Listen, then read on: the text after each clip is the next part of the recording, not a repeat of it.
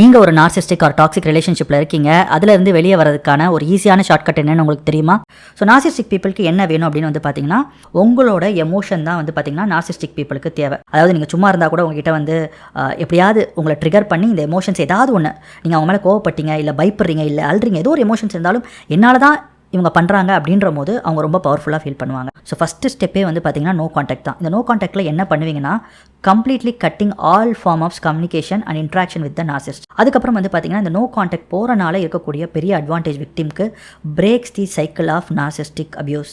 அதாவது ஃபோன் வழியாக, மெசேஜ் வழியாக, இல்லை சோஷியல் மீடியாவில் நான் ஏதோ ஒரு டைம் சும்மா போய் அவங்க ப்ரொஃபைல் பார்த்துக்கிறேன், அவங்க என்ன பண்ணுறாங்க அப்படிலாம் கிடையாது.